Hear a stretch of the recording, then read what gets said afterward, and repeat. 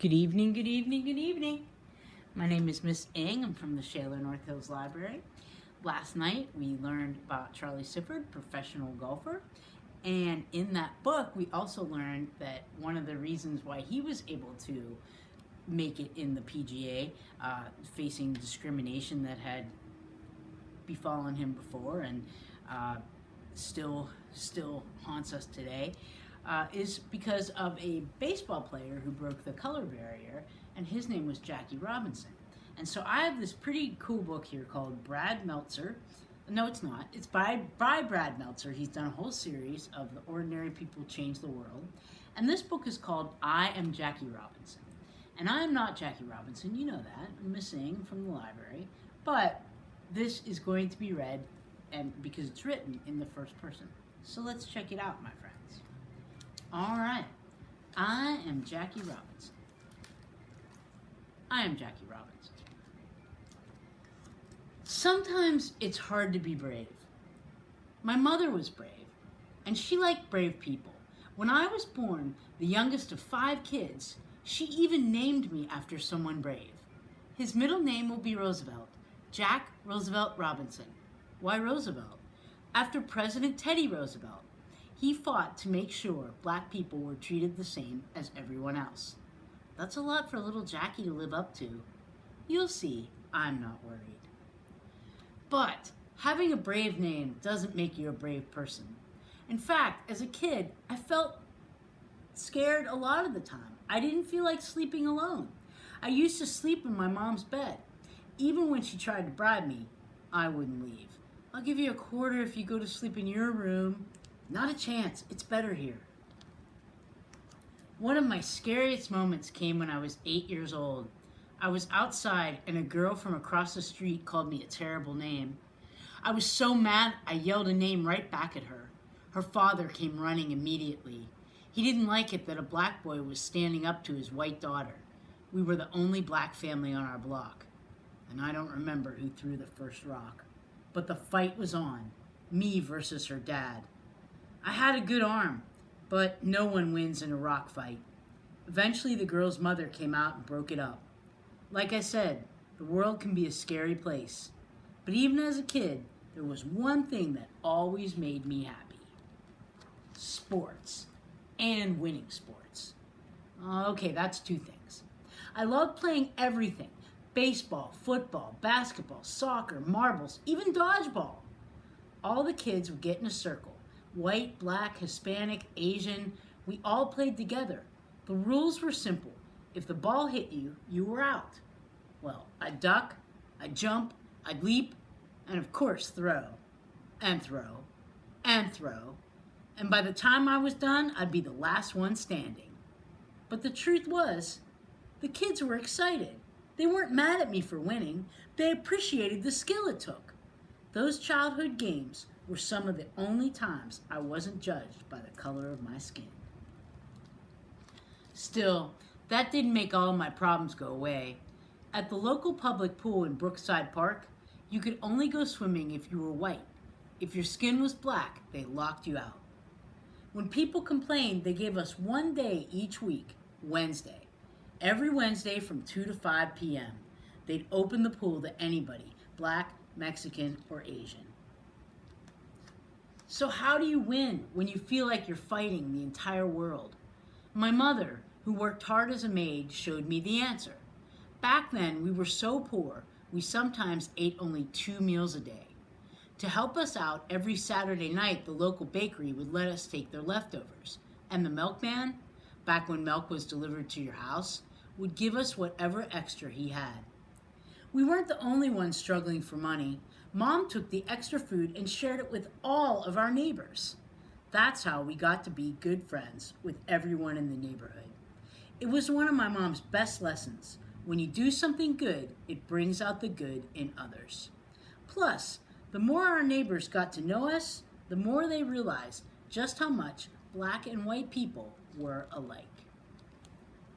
I learned a similar lesson from a local mechanic named Carl Anderson. He saw the group of boys I used to hang out with. We called ourselves the Pepper Street Gang. We were a bunch of poor kids. For fun, we'd throw dirt clods at cars and swipe golf balls from the local course. When he saw what we were doing, Mr. Anderson took me aside. He didn't lose his temper. As calm as could be, he told me, "Jackie, I know why you're following the crowd. You're afraid they'll think you're different or chicken. But it doesn't take guts to follow the crowd. Courage comes from being willing to be different." What Mr. Anderson said that day, it got to me. With the help of my pastor, I stopped hanging out with the gang.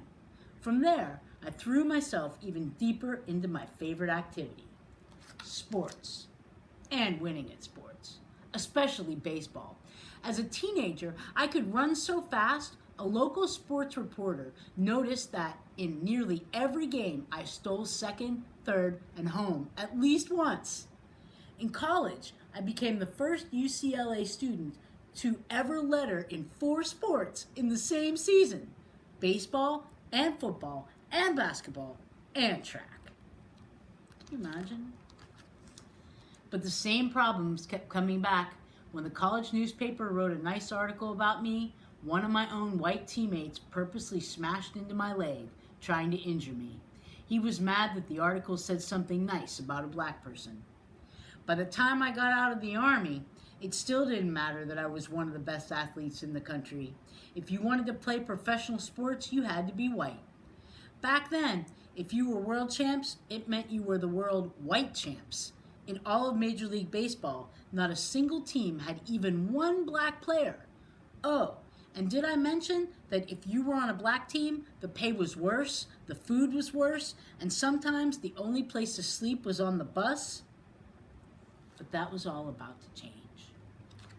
Thanks to a man named Branch Rickey. Rickey was the president of the Brooklyn Dodgers, one of the most popular baseball teams ever. I have an idea. The Dodgers will secretly look at black players. Are you nuts? People will stop rooting for us. I don't care. That's time. Now it's time to do what's right. So with so many players fighting in World War II, Rickey had a plan for filling his team. After searching all across the United States and the world, Branch Rickey found me. I'm Jackie Robinson. Nice to meet you. Nice to meet you too. I think you can play in the major leagues. How do you feel about that? Mr. Rickey told me that he knew I was a good ball player, but he wanted to know whether I had the guts. He warned me that many white people would be mad to see a black player. On April 18, 1946, I was 27 years old. I was given my shot at Roosevelt Stadium in Jersey City, New Jersey. I played my first official game for the Montreal Royals, the Brooklyn Dodgers farm team. You better believe I was terrified. I didn't want to let people down. Then at 3:04 p.m., in my first at-bat, I was thrown out at first. Thousands of black spectators had come to see what I could do. Thousands of white people were there too, convinced that a black player couldn't possibly be as good as a white one. It was up to me to prove them wrong. So the next time I came up, it was in the 3rd inning. There were 2 men on base. The pitcher decided on a fastball. I could see it coming, chest high, down the middle. And this time, crack! When the ball finally landed 340 feet away in the left field stands, no one could say that a black man can't play as well as a white man. Some call it a home run, others called it history. That afternoon, in 5 at-bats, I hit and got on base 4 times. I stole second twice, and I scored 4 runs. When the game was done, I couldn't get to the locker room because I was so mobbed by fans. Black, white, young, old, even the folks rooting for the other team, they were cheering for me. Still, that didn't mean it was easy. When I started playing for the Brooklyn Dodgers, lots of players didn't want me there. Pitchers threw fastballs at my head. Runners stepped on me with their cleats. Catchers even spit on my shoes.